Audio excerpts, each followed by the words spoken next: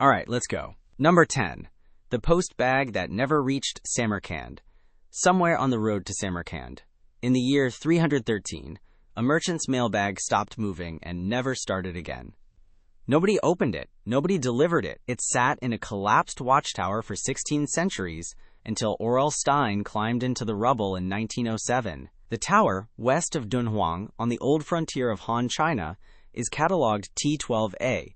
Inside it, Stein found folded paper letters tied with string, sender, and addressee written on the outside, one wrapped in brown silk, sealed in a coarse hemp cover, addressed nearly 2,000 miles west to Samarkand. Not one had reached the person it was meant for. They're written in Sogdian, in a script descended from Aramaic, and they're the oldest substantial texts we have in that language. 5 survive close to complete. The best preserved, 42 centimeters tall, now in the British Library as OR 8212/92, still has its hemp cover folded around the silk wrapping inside it. W.B. Henning dated the group in 1948 from the news inside them. Letter 2 reports the sack of Luoyang, which fixes the bag to 313, give or take a few months, in the chaos after the Xiongnu captured the Chinese capital in 311. Nicholas Sims Williams, who produced the standard translations, has the writer a merchant named Nanai Van Dak put it like this: Luoyang is no more. Yi is no more. He reports, in a line broken by damage, that the foreign merchants trapped there, Indians, Sogdians, had all starved to death. Then, the sentence everyone quotes: if he were to write everything about how China had fared, it would be beyond grief.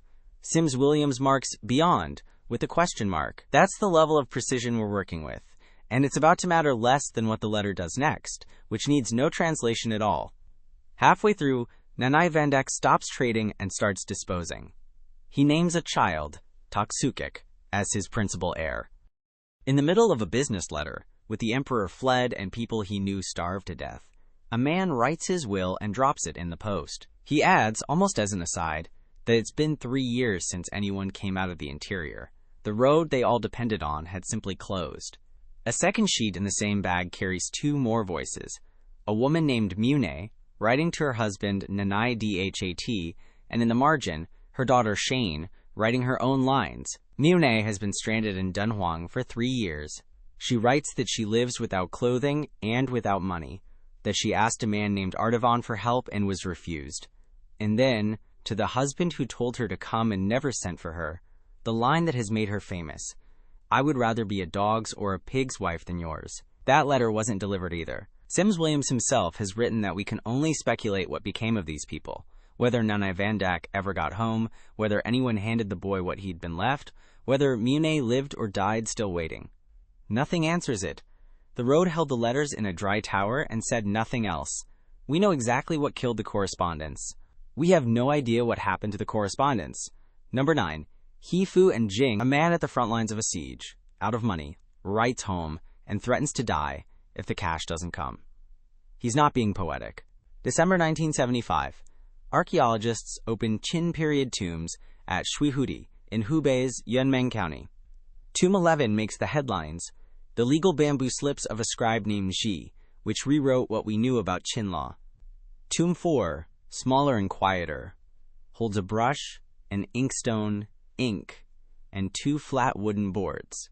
The larger, 23. 4 centimeters by 3, 7 centimeters, and 2. 5 millimeters thick. The smaller, 16 by 2. 8. Between them, 527 characters. The earliest private letters ever excavated in China. 2 brothers wrote them to a third. The opening is the flat formal register of the period. Heifu and Jing bow twice, ask after Zhong, ask whether their mother is well, and then the register drops and they get to it. They're serving at Huayang, laying siege to a rebel city, and it's dragged on. Their mother should find cheap silk in Anlu. If it costs too much, send money instead. Haifu wants cash, not summer clothes, and he wants to know if the family's rank award has finally come through. He's earned military merit and expects the state to pay for it. That's a small, ordinary line, and it's one of the most useful in the file. A man chasing a promotion hasn't given up. The year isn't written anywhere on the boards. It's reconstructed from the reference to Huaiyang and the Qin campaign against Chu, landing on 223 BC. Then Jing writes his own letter, and the tone breaks. Send 500 or 600 cash, he says, and good cloth, not less than 2 zhang 5 qi. He's used up what he borrowed. And then, if the household does not send more, then I shall die. He writes the character for urgent, 3 times in a row. He also warns his brother not to travel into the newly conquered territory. There are bandits in it. That line about dying is why these boards are famous, and it's also why they get misread. The story everyone repeats. Both brothers died at Huaiyang. The letters were all that came back, and their brother buried them because they were the last of him he had left. It's a good story. Almost nothing supports it. Nothing records either brother's death or where they went after Huaiyang. No reply survives, but no reply would, since correspondence only traveled one direction into this grave. Qin burials routinely held the possessions the dead valued.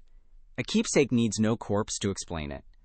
And I shall die isn't a soldier predicting a battlefield death. Read in context. It's a young man at the end of his credit, warning his family that destitution, not the enemy, will finish him. Scholars can't even agree on who lent him the money in the first place. What's actually established is small and uncomfortable.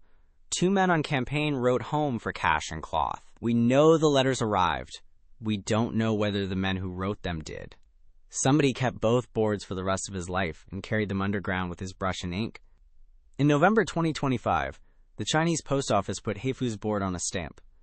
A request for 600 cash, sent from a siege, unanswered as far as anyone can prove, now sold at a counter and stuck on an envelope. Number 8. The tablet everyone wants to be last. The most famous last message from the Bronze Age Aegean was filed away and shelved weeks before the palace burned down, and the people who love the story the most keep skipping that part. Early in the 12th century BC, the Mycenaean palace at Anno Anglianos in Messenia burned hot enough to nearly vitrify pottery in one of its halls. Linear bead tablets were never meant to survive. Unbaked clay, air-dried, scratched with a stylus, soaked down and reused in an administrative cycle. Nobody at Pylos was writing for the future. The fire baked them by accident, which is a bleak joke. The archive exists only because the palace was destroyed. Carl Blegan hit the deposit on his first day of digging, April 4th, 1939. Roughly 600 tablets that season, another 400 when work resumed in 1952. The corpus now runs to about 1,100 documents in 32 identifiable hands. One tablet has carried the whole legend for 70 years, TN 316. It records a rite performed by the king at a sanctuary called Sfagiani's, in a month written Po Rowi 2, listing 13 gold vessels and 10 human beings, 8 women, 2 men, distributed among deities including Potnia, Iphimedeia, Zeus, Hera, and Hermes, women to goddesses, men to gods. Ventris and Chadwick concluded the humans were sacrificial victims, which would make this the most disturbing document in the Aegean Bronze Age. Chadwick called the handwriting on it the most disgraceful piece of scribal work to have come down to us. The month name was read as roughly March or April, the sailing season. Put it together and the popular version writes itself.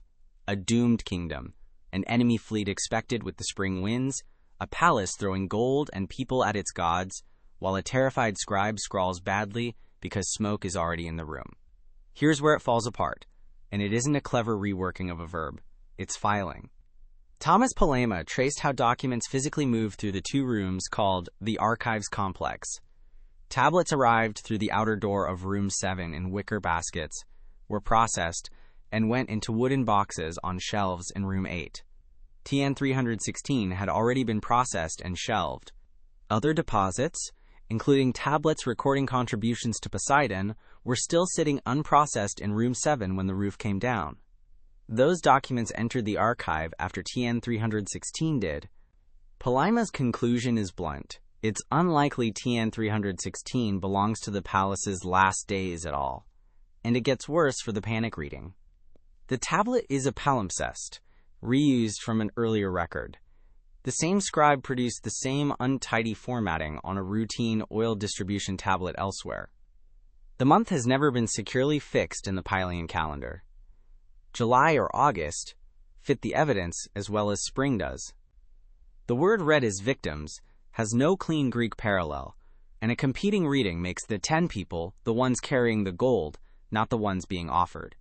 The same deflation runs through the rest of the archive. A famous group lists roughly 800 men posted along the coast under a line usually translated, "Thus the watchers guard the coast," read for decades as emergency mobilization until John Killen pointed out a nearly identical Knossos tablet describing the same arrangement as routine anti-piracy patrol. And the documents that genuinely arrived late in the palace's life are the dullest ones in the building. Future tense promises: grain, wine, cheese, a fattened bull for a festival at Poseidon Sanctuary, a routine appointment to an administrative post. Nobody knows what destroyed the palace of Nestor or where the fire started. What we actually have isn't a last message. It's the paperwork of an institution expecting an ordinary autumn, preserved by a catastrophe it hadn't seen coming and hadn't written down, because it hadn't happened yet. The most famous last words in the Aegean were filed and shelved before the end. The final thing that archive recorded was a party nobody ever attended. Number 7. Rectina's note. A woman scribbles a note, a runner carries it across the Bay of Naples, and it launches the Roman navy.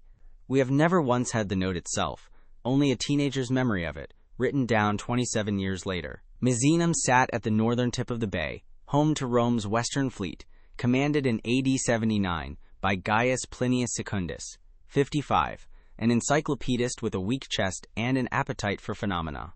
A strange cloud had risen across the water. He called for a light boat to get a closer look. On his way out the door, someone put a writing tablet in his hand. Latin codicilli, a hastily scratched note, not a formal letter, from a woman named Rectina. Her villa sat directly under the mountain. There was no way out by land. Terrified, according to her nephew's account, she begged Pliny to get her out. He changed his plan on the spot, ordered out the quadriremes, the fleet's heavy warships, and crossed the bay not just for Rectina, but for everyone he could reach, because that shore was crowded, fashionable, and about to be buried. The note doesn't survive. Everything we have is letter 16 of Pliny the Younger, written to Tacitus around AD 106 or 107, 27 years after the eruption, by a 17-year-old who stayed behind at Misenum and never saw any of what he's describing, assembled second-hand from the men who came back, for a historian who'd specifically asked for good material about a famous death. What's genuinely unsettling is what the manuscripts do to the woman's own name at the exact point she appears. The best witness reads Rectinasi. Others give Rectinasi, Rectine, Cachirectine, Nasi. Printed editions have produced Rutiliae Classiariae and Rutiliae Amici. Peter Foss, in the current book-length study from 2022, notes that the only constant across the whole manuscript tradition is the fragment Rectina. Her husband's name is gone entirely. The Tacitus that appears in older English translations is a ghost of one early printed edition, copied forward into everything since. Two things hold steady. Later in the same paragraph, the text reads non rectina modo, not for Rectina only, which stabilizes the name, and the participle describing her terror is grammatically feminine. Whatever the rest of the sentence lost, the person who wrote for help was, unambiguously, a woman. He never reached her. Ash and pumice fell on the ships. The water, under the mountain, shallowed with debris. The onshore wind made the coast unapproachable. The fleet turned south to Stabiae, and Pliny the Elder died on that shore the next morning. His nephew's explanation for why is explicitly a guess, blaming thick fumes and, quote, a windpipe that was naturally weak and narrow, with the Latin literally reading, as I conclude. A teenager, diagnosing a death he didn't witness. Even the date is disputed. The manuscripts give August 24th, but a charcoal inscription found at Pompeii in 2018 is dated to October 17th, and charcoal is too fragile to have plausibly sat on a wall for a year. Carbonized pomegranates, sealed wine jars, and braziers all point the same direction. Foss still defends August. Specialists haven't converged. About Rectina herself, Antiquity says nothing further. Not one word. She wrote a note. A Roman admiral launched warships for her. There is no record of whether she got out, whether some other boat found her, or whether she was still in that villa when the surge came down the mountain. Hers is the only message on this list we've never physically had. It survives only as a memory of itself, at 27 years, distance, in a sentence so corrupted that the man standing beside her lost his own name inside it. All that's left of the last thing Rectina wrote is the fact that she wrote it. Number 6. The year of hardship at EMAR. In one archive, a family sold 4 of their children for 60 shekels of silver, and the paperwork calls it a rescue. The city is under a lake now. Tel Meskine stood on the Great Bend of the Euphrates in northern Syria until the Tabqa Dam went up in the early 1970s and Lake Assad began to rise. Between 1972 and 1976, a French team under Jean-Claude Margaron raced the water and pulled a late Bronze Age town out of the ground, along with roughly 800 cuneiform tablets. Several hundred more left the country through the antiquities trade in the same years. The single largest archive, close to 1,000 tablets, came from one building belonging to a family of diviners. Most of it is ordinary. Sales, loans, adoptions, wills, the paperwork of a functioning provincial town under Hittite oversight. Then a run of documents dates itself not by a king's reign, but by a condition, and the floor drops out. One is headed in the terrible year in which the enemy troops besieged Emar. Another dates itself by the price of food. In the year the troops besieged the city, 1 measure of barley sold for 1 shekel of silver. A variant gives 2 measures per shekel. A measure is roughly a liter. A shekel for a liter or 2 of barley isn't an expensive year. It's a starving one, and it's exactly what a city eating its own reserves looks like from the inside. The contracts written under that date formula are sales of people. Adad Belu and his wife Kue sell 4 of their children, 2 sons, 2 daughters, 1 still nursing, for 60 shekels of silver. A girl's uncles sell her with a clause, letting her family buy her back later. The self-sale contracts don't call themselves sales at all. I was swollen from hunger, and he kept me alive. The merit belongs to the buyer. The transaction is recorded, on paper, as a rescue. That phrasing isn't sentiment. It's engineering. Duress prices ran far below market, so the scribes wrote in clauses barring anyone from later challenging a sale as underpriced, and clauses declaring any competing tablet void the moment it surfaced. The legal profession of a starving town spent its final working months making the sale of children unappealable. Nobody at Emar broke the law. The law had simply been rewritten to fit. Across the whole corpus, 179 real estate sales, 22 sales of people. This wasn't a society that habitually sold its children. It's a society that started to. The end came somewhere between roughly 1187 and 1175 BC. The range is wide because the anchor is a promissory note dated to the 2nd year of a Kassite king, and Babylonian chronology isn't pinned to the calendar year. That note sat in a jar with about 9 other documents in one house. Excavators found the whole cache on the floor of the destruction level. Daniel Arnault argued only weeks separated the writing of that note from the burning of the city. No text names an enemy. And the pattern on the ground is stranger than a sack. Houses emptied and abandoned intact, no weapons left behind, while temples and public buildings were deliberately destroyed. That reads less like a city stormed than a city that walked out and had its gods burned behind it. None of these documents is a farewell, whatever we might want them to be. Not one says goodbye. They're contracts, properly drawn, witnessed, sealed, filed, written by people converting their own children into barley at a rate they knew was theft. The machinery that turned starvation into unchallengeable paperwork was already fully built 3,000 years ago, and it has never once stopped running since. Number 5. The lots that may not be lots. 12 names, 1 hand, and a story about a mass suicide that the physical evidence has spent 60 years quietly refusing to confirm. Yigael Yadin excavated Masada across 2 long seasons, October 1963 to May 1964, and November 1964 to April 1965, and pulled more than 700 inscribed potsherds out of the rock, nearly all of it dull.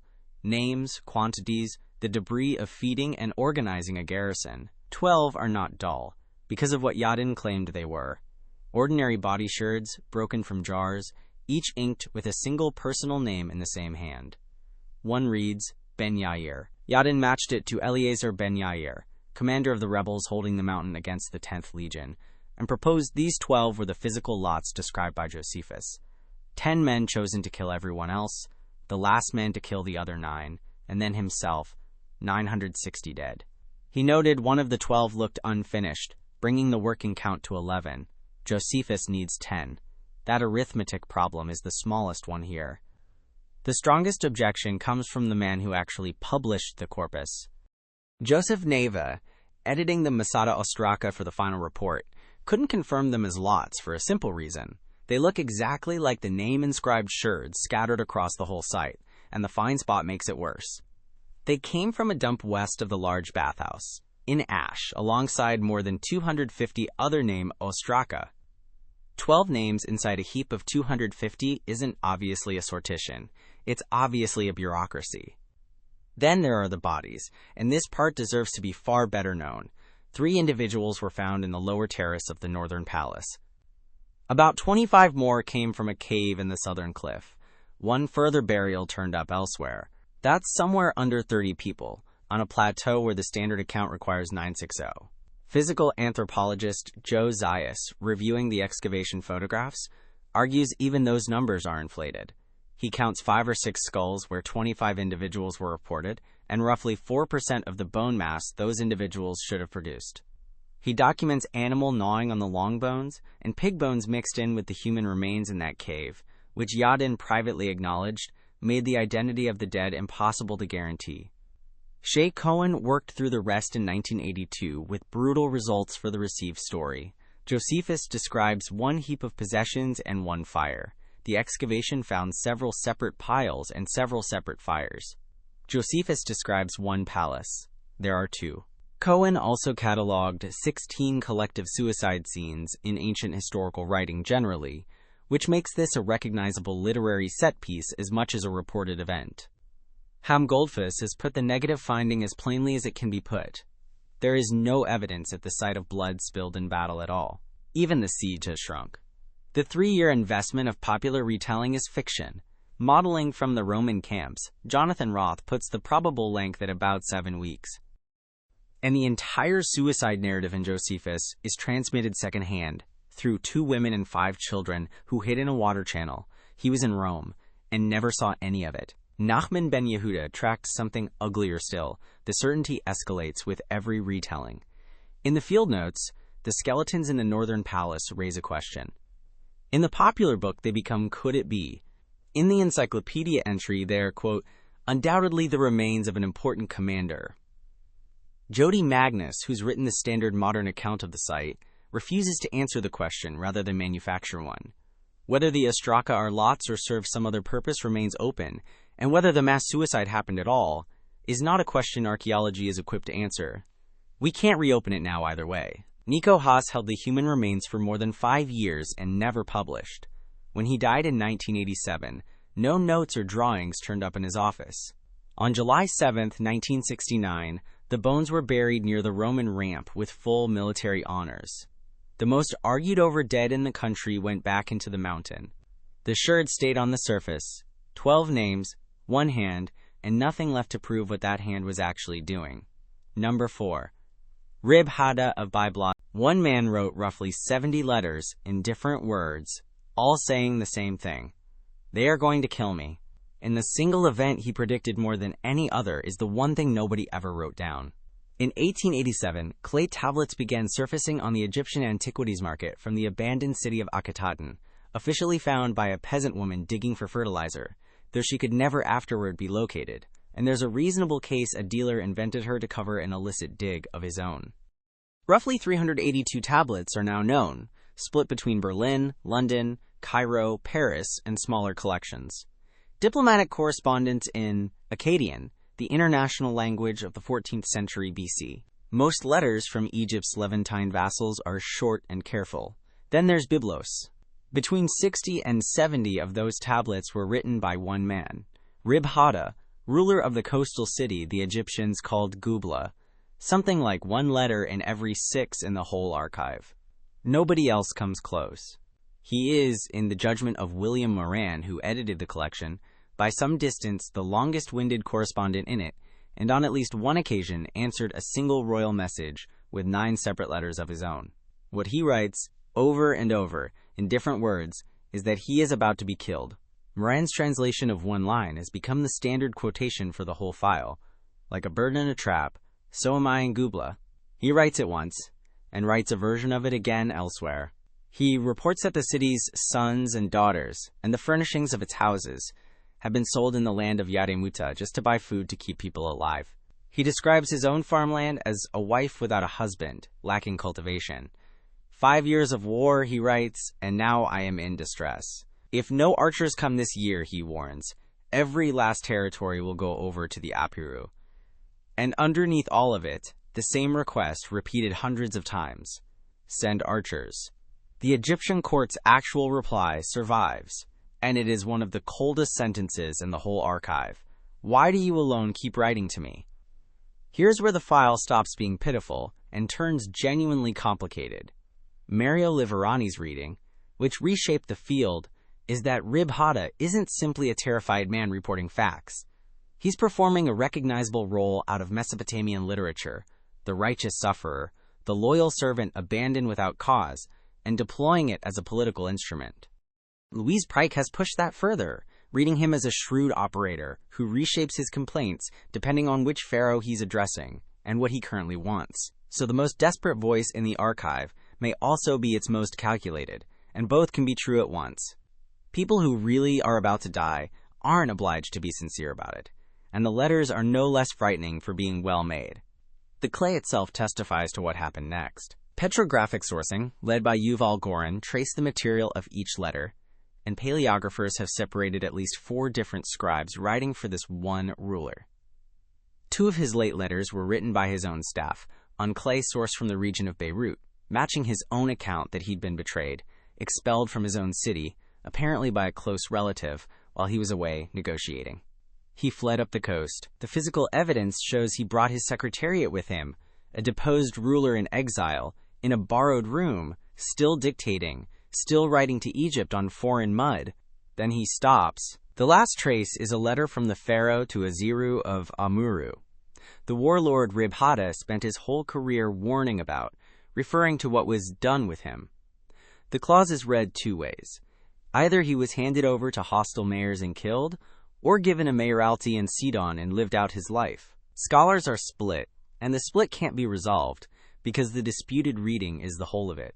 Even the identity of the relative who overthrew him is contested. A 2022 study argues it was his son rather than his brother. 60 or 70 tablets of a man announcing his own death, over and over in every register he could find. And the one thing he predicted more often than anything else is the single event nobody wrote down. Number 3.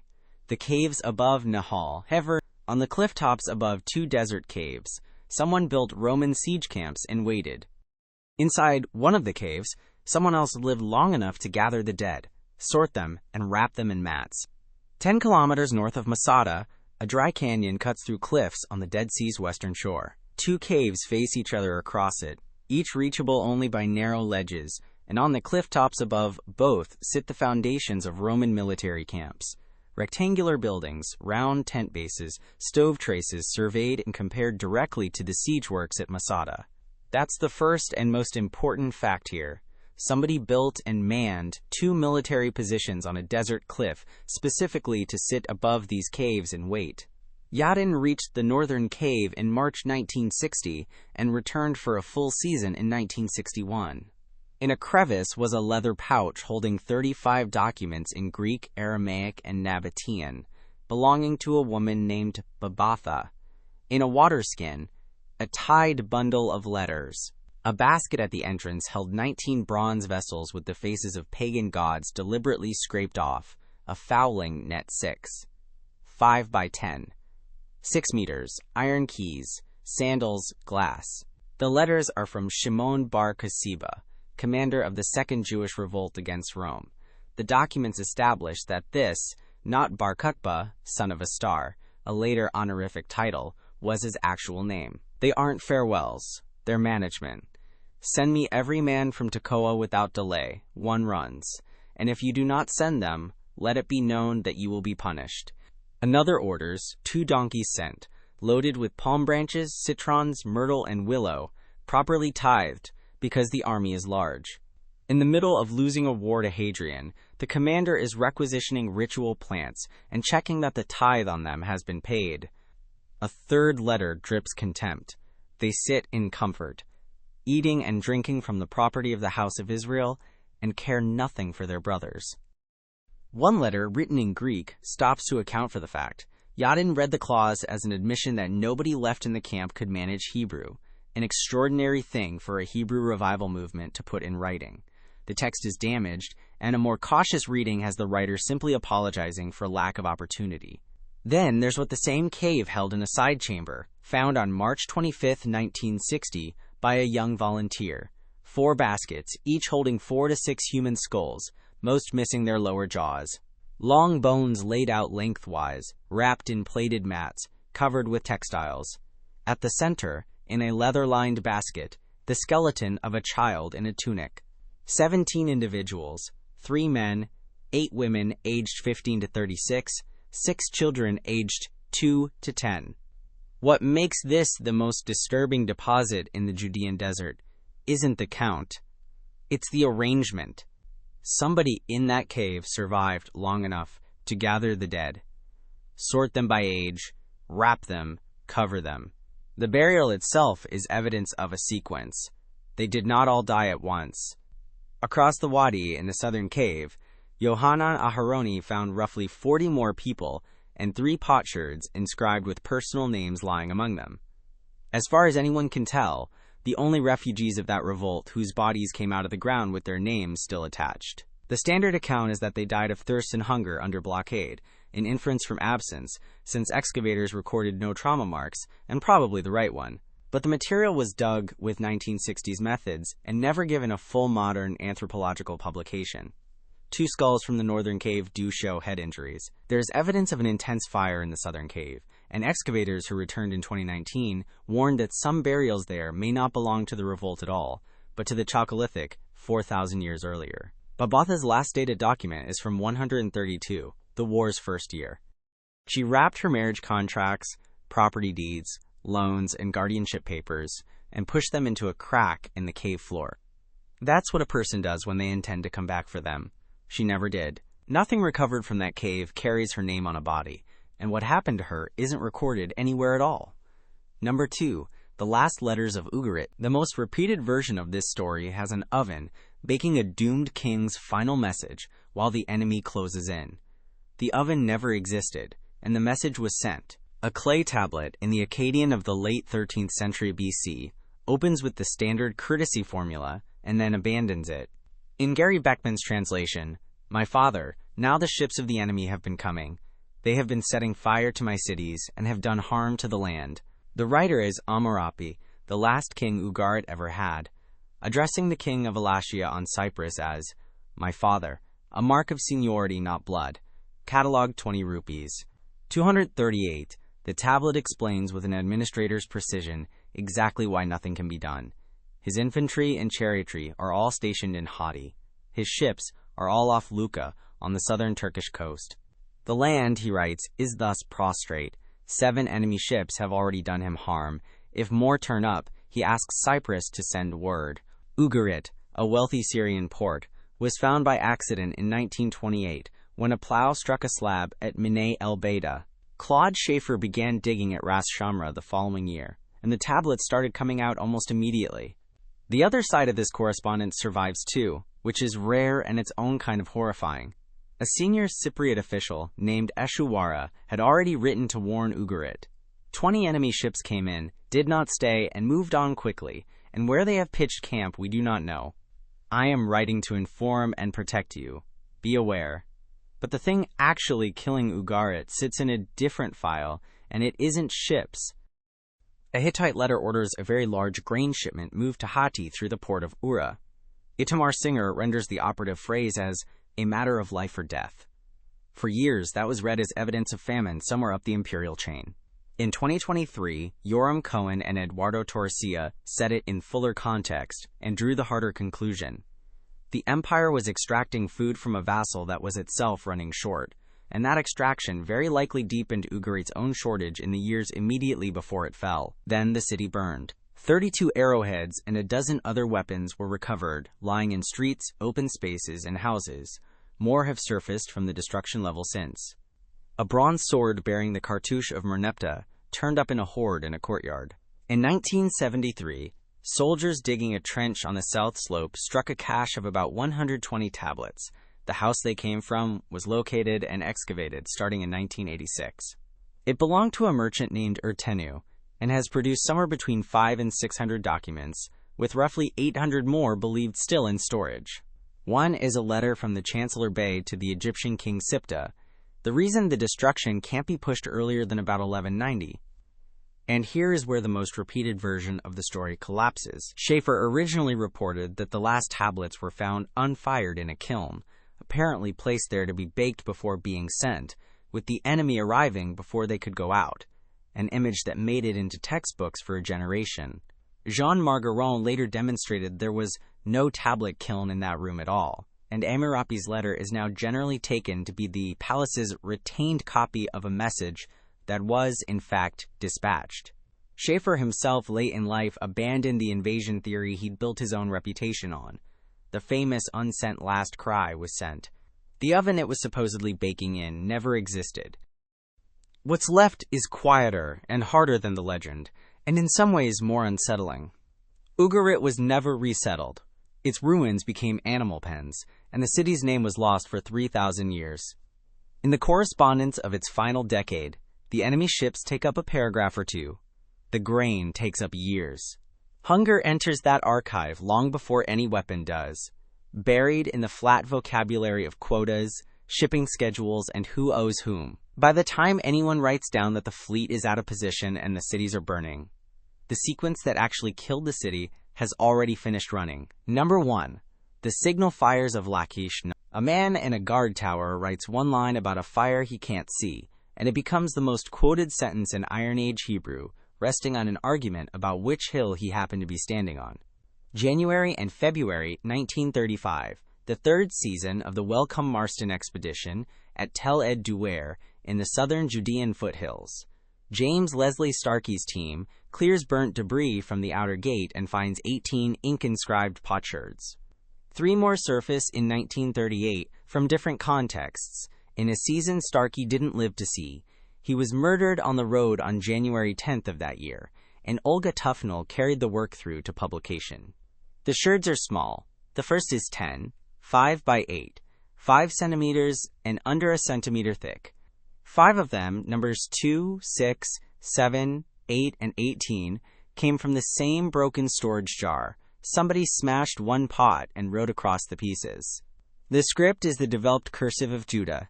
The city is Lachish, the kingdom's second city, destroyed in Nebuchadnezzar's campaign of 588 to 586 BC. The letters are usually dated to 589 or 588, inside the last full year in which a Judahite officer wrote anything down at all. Letter IV holds the sentence that made them famous. In WF. Albright's translation, the writer first assures his superior he's done everything ordered, then adds, "Let my lord know that we are watching for the signals of Lachish, according to all the indications which my lord has given, for we cannot see Azekah. 2 fortified towns, a coded fire signal passing between them, and one of them dark." The rest of the file is stranger than that line, and better. In letter 3, an officer named Hoshayahu, stung by an accusation, defends himself at length. "As Yahweh lives, no one has ever tried to read a letter to me, and every letter that comes to me, when I have read it, I can repeat it in detail, afterward, word for word." In the same letter, he forwards a message from a prophet and summarizes its entire content in one word: beware. In letter 6, another writer complains that the words of the officials are not good and that their effect is to weaken our hands. The same idiom Jerusalem's officials used against Jeremiah in those exact months, here aimed the other way. But here is where that most quoted sentence in Iron Age Hebrew starts to slip. Zayev began argued in Vetus Testamentum in 2002 that the writer was probably stationed at Moratia, several kilometers north, from which Azekah isn't visible at all. On that reading, we cannot see Azekah is a line about terrain, an explanation of why he depends on relayed signals from Lachish, not a report that a city has already fallen. Scott Nogal's translation makes the missing thing the code itself, not the town. And Yigal Yadin argued these Ostraka aren't letters received at Lachish at all, but drafts written there, with the real correspondence going out on papyrus that simply rotted away. So the dramatic reading is contested at every level: the writer's location, the object of the verb, the direction the mail traveled, even whether all 21 sherds belong to a single moment at all. What isn't contested is the room. Those 18 sherds were lying in the burnt debris of a gate a Babylonian army destroyed. Whatever the man watching for the signals believed on the day he dictated those words, the fire came, and the fire is the only reason we can read him at all. That's the pattern under every entry on this list. A palace archive baked hard by the blaze that leveled it. A mailbag stopped on a road. A cave sealed by desert air. A town lifted from the ground weeks ahead of a rising reservoir. Not one of these messages was preserved on purpose. Every one of them survives because something went catastrophically wrong at exactly the right moment, and none of them are safe now. The British Museum's own condition notes on the Lachish Ostraka read like a slow obituary. Ink faded in places. Ink very faded for letter 16, extremely faded on the reverse, inscription not really visible. One specialist records that Ostrakhan 12 is now almost completely blurred after cleaning. Early conservation involving chemical immersion and heat made things worse, not better. That's the genuinely unsettling part of this whole subject, and it has nothing to do with Babylon. The tools to fix it already exist. Multispectral imaging has pulled 60 previously invisible characters off a single sherd from the fortress at Arad, and 3 whole lines off a sherd that had sat in a display case as a blank surface for 50 years. None of it has been turned on the published Lachish corpus yet, which leaves us in a strange position with these particular men.